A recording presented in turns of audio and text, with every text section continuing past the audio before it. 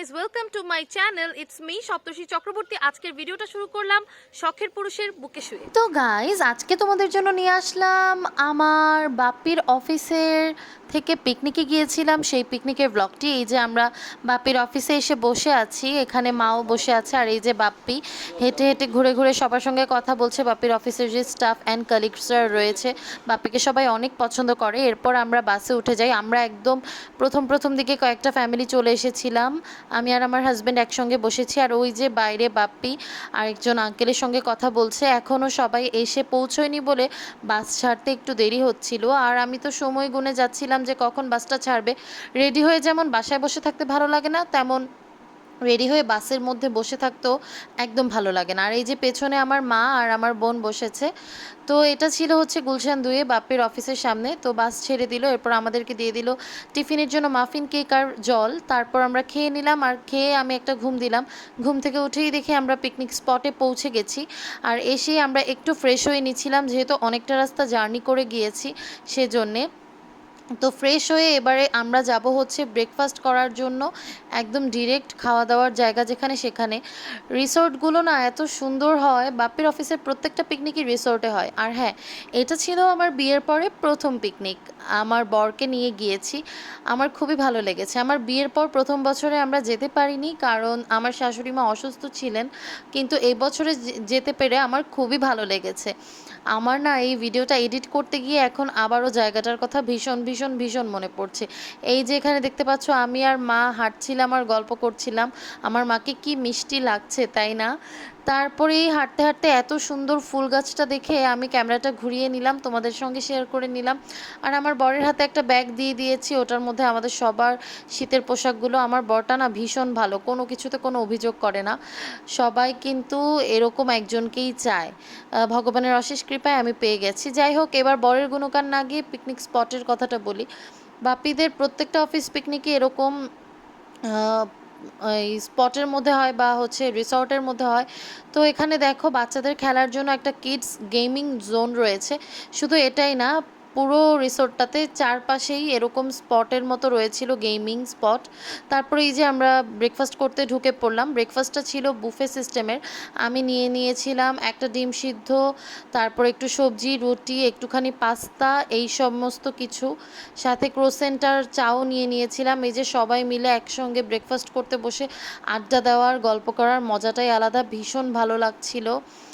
আর নাস্তাটা কমপ্লিট করেই চা নিয়ে আসলাম, আমার বর বানিয়ে দিচ্ছিল চাটা। ক্রোসেন্ট আর চা আমার খেতে খুবই ভালো লাগে, তবে ক্রোসেন্টগুলো একটু নেতানো ছিল। এছাড়া ব্রেকফাস্টের সবগুলো কোয়ালিটি ভালো ছিল খাবারের। এরপরে আমরা চলে গেলাম ফিল্ডে সবাই মিলে একটা গেম খেলার জন্যে। এই গেমটার নিয়ম হচ্ছে সবার হাতে বেলুন থাকবে, সবাইকে সবার বেলুনটাকে সেফ জোনে রাখতে হবে, আর অন্য কারো বেলুনটাকে ফাটিয়ে দিতে হবে। তো আমার বোনও এরকম টুকটুক করে ফাটিয়ে দিচ্ছিল, কিন্তু আমি না ওই যে অনেকটা ভালো, কথায় আছে না, অতি হচ্ছে ভালো হলে তার সবসময় কষ্ট পেতে হয়।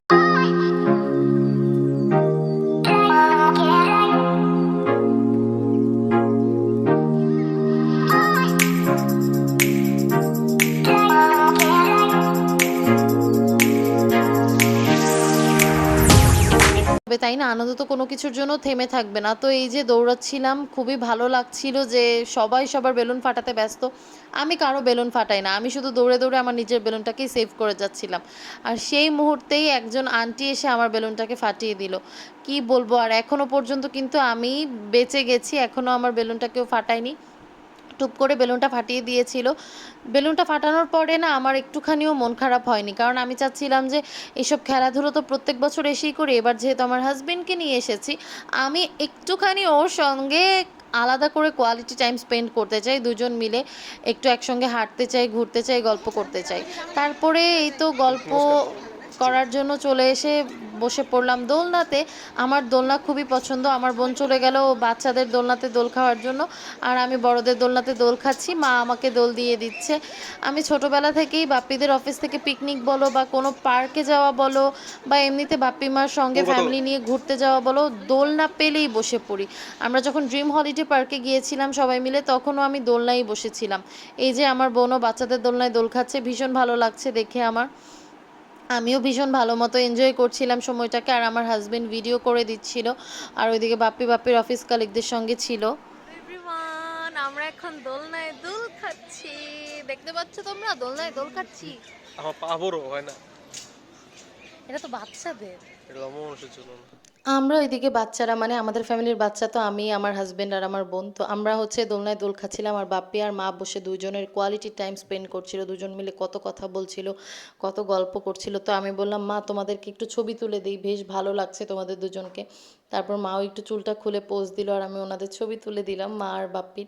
আর এইদিকে আমাদের দোল খাওয়া তো শেষই হচ্ছে না, আমার হাজবেন্ডের পায়ের জন্য ও দোল খেতে পারছিল না, কারণ ও তো একজন লম্বা মানুষ।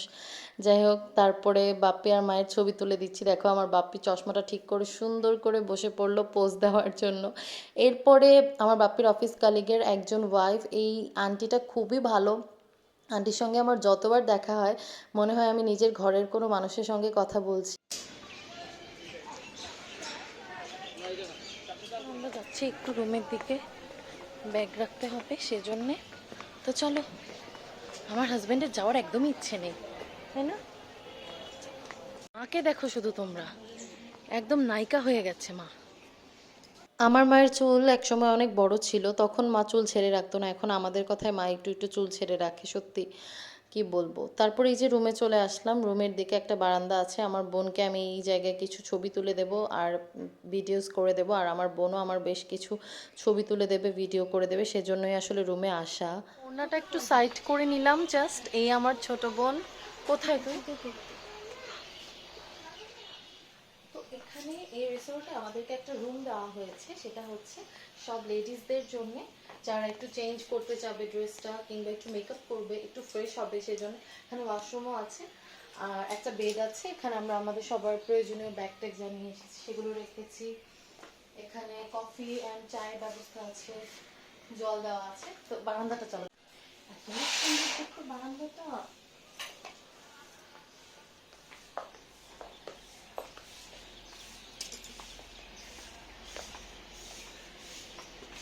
অসম্ভব সুন্দর, অসাধারণ। আমার এত ভালো লাগছে, আমি কি বলবো। গত বছর পিকনিকে আসতে পারিনি, মনটা খুব খুব খুব খারাপ ছিল। তবে এই বছর ভগবানের কৃপায় চলে এসেছি। তো এরপর আমরা গেমিং জোনটাতে চলে গেলাম একটুখানি। এই যে দেখো একটা দোলনার মতো সিস্টেম করা, তবে এটা ঘোরেও বেশ ভালো লাগে। আমি এটাতে উঠে বসলাম, আর আমার হাজব্যান্ড ভিডিও করে দিচ্ছিল। আমি না বয়সটা বাড়তে থাকলেও আমার বাচ্চামো স্বভাবগুলো থেকে বের হতে পারি না। আমার মনে হয় এটাই ভালো, নিজের মনটাকে যতটা তুমি হাসো। ইয়ং রাখবে ততই তোমার ভালো লাগবে। আমার হাজবেন্ডও ভীষণ এনজয় করছিল। আমরা না বাচ্চাদের মতো, ও বলে যে যেমন বাচ্চারা খেলার মধ্যে বলে তুই নামলে কিন্তু আমি উঠবো, বা তুই উঠলে কিন্তু তারপরে আমাকে উঠতে দিতে হবে, আমরাও এরকম। আমার হাজবেন্ড বলছিল তুমি নামার পর আমি বসবো একটু, হ্যাঁ। তারপর আমি বললাম হ্যাঁ হ্যাঁ অবশ্যই। এরকম ওকে আনন্দ করতে আমি প্রথমবার দেখলাম। ওর অফিস থেকে যখন পিকনিকে গিয়েছিলাম তখন তো ও নিজেই বড় মানুষ, যেহেতু ওর জব সেক্টরের পিকনিক সেটা। মজা না? কিন্তু এক্ষেত্রে আমরা বাপ্পির সঙ্গে এসেছি, তার মানে আমরা হচ্ছে বাচ্চা হিসেবে এসেছি, তাই আমরা যা খুশি তাই করতে পারি, কেউ এখানে জাজ করার নেই। তবে ওর অফিস কালিগরাও খুবই ভালো ছিলেন। হায় ভগবান, আমার মা আমার চেয়ে বেশি ফটো তুলতে তো এরপর আমার মা দেখো কোথায় উঠে গেল ছবি তোলার জন্য। আমার মার ছবি তুলতে ভীষণ ভালো লাগে, মাকে ছবি তুলতে দিয়ে আমি হচ্ছে গিয়ে আমার হাজবেন্ডকে হারিয়ে ফেললাম। কোথায় গেল সে, আমার সঙ্গে একটু রাগ করে ওই দেখো পুকুর পাড়ে বসে আছে, কারণ আমি নাকি তাকে সময় দিচ্ছি না। অন্যদের সবার সঙ্গে আমি গল্প করছি, সবার সঙ্গে টাইম স্পেন্ড করতে গিয়ে তাকে আমি পাত্তাই দিচ্ছি না। তো এবারে আমিও পুকুর পাড়ে চলে আসলাম, এবারে তাকে ইচ্ছে মতো পাত্তা দেব, আর তার মনের ইচ্ছেও পূরণ করব যে আমার সঙ্গে সে একলা সময় কাটাবে। তো এবার দেখে নাও। এখানে একটা পুকুর পাড়ে আমরা বসে আছি, আর দুইজন একটু চিল করছি, একটু প্রেম করছি, একটু গান গাচ্ছি। তো ওর জন্য একটা গান গাই, তাই না? ওলের কথা শুনে বকুল হাসে, কই তাহার মতো তুমি আমার কথা শুনে হাসো না তো। দেখো একটা মাছরাঙা পাখি, কি মিষ্টি দেখতে গো, কি দারুণ দেখতে, একটা ছোট্ট মিষ্টি পাখি। আমার না নিজের বাড়ির পুকুরের কথা মনে পড়ে যাচ্ছে। আমাদের বাড়ির পুকুরে এরকম ঘাট করা নেই, তবে ভীষণ সুন্দর এরকম রয়েছে যেগুলো, সেরকমই আমাদের বাড়ির পুকুরের ওপারেও ভীষণ গাছ আর ক্ষেত, এখানটায় তেমন একটা ক্ষেত নেই। পাখিটা না বসেই আছে চুপচাপ করে। আর এই যে আমার শখের পুরুষ।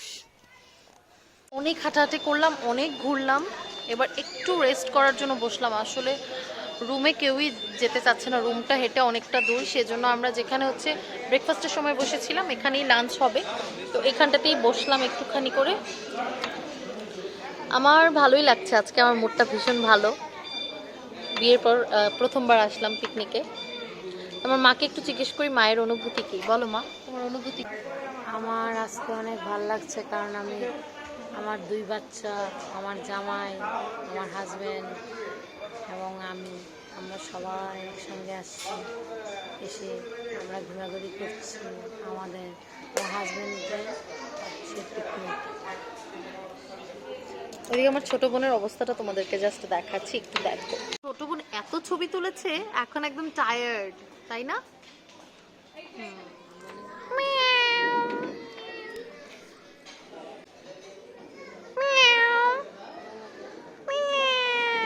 বিড়ালটার সঙ্গে দুষ্টুমি করে বসে পড়লাম লাঞ্চ নিয়ে। রুই মাছের ফ্রাই ছিল, রোস্ট ছিল, মাটন ছিল, এটাও বুফে সিস্টেম ছিল, একটু ডাল ছিল, এছাড়া আরও অনেক আইটেম ছিল যেগুলো স্টার্টার অ্যান্ড ডেজার্ট হিসেবে ছিল। সব কিছুই একটু একটু করে টেস্ট করে নিয়েছিলাম আমরা সবাই। তারপরে এই যে পুল সাইডে চলে আসলাম, পুল সাইডে এসে একটু ভিউটাকে এনজয় করছিলাম। এত সুন্দর না জায়গাটা, আমার তো একদম অন্য কোথাও যেতেই মন চাচ্ছিল না। কিন্তু এরপর একটা সাংস্কৃতিক অনুষ্ঠানের আয়োজন করা হয়, আর সেখানে রীতিমতো জোর করেই আমাকে আমার বাপি আর কিছু আঙ্কেলরা মিলে গান গাইতে পাঠিয়ে দেয়। প্রথমে একজন আঙ্কেলের সঙ্গে ডুয়েট গাই, পরে একাই গাই। সবাই মিলে বসে আমরা একসঙ্গে কনসার্টটাকে এনজয় করছিলাম। আমরা এরপরে আরও যারা যারা এসেছিল সবাই মিলে, আর আমরা তো সঙ্গে সঙ্গে গানও করছিলাম। ভীষণই ভালো লাগে আমার।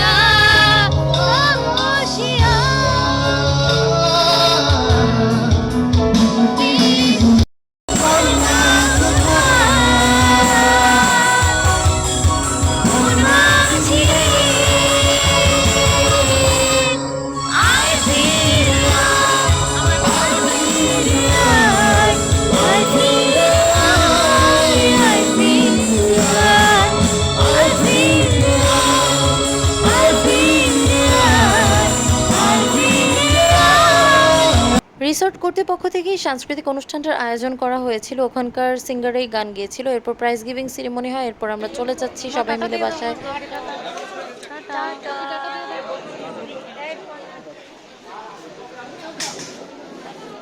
বাজি ফাটানো হচ্ছিল, ভীষণ ভালো লাগছিল চলে যাওয়ার সময়টাতে।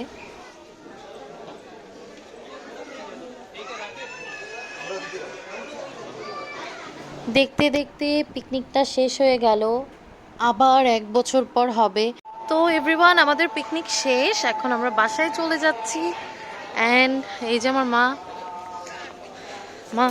হাত ধরো, চলো আমরা ঘুরে আসি বাসা থেকে। আমাদের পিকনিক শেষ অলরেডি, অলমোস্ট। এখানে ভীষণ মজা করেছি আজকে।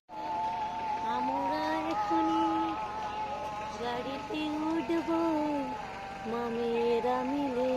চলো।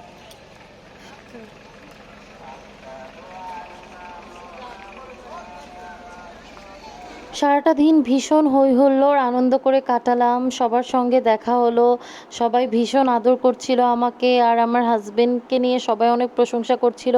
মাঝখানে একটা ইনসিডেন্ট ঘটে, আমার পাওয়ার ব্যাংকটা আমি ভেবেছিলাম হারিয়ে গেছে, তাই মনটা ভীষণ খারাপ হয়ে গিয়েছিল।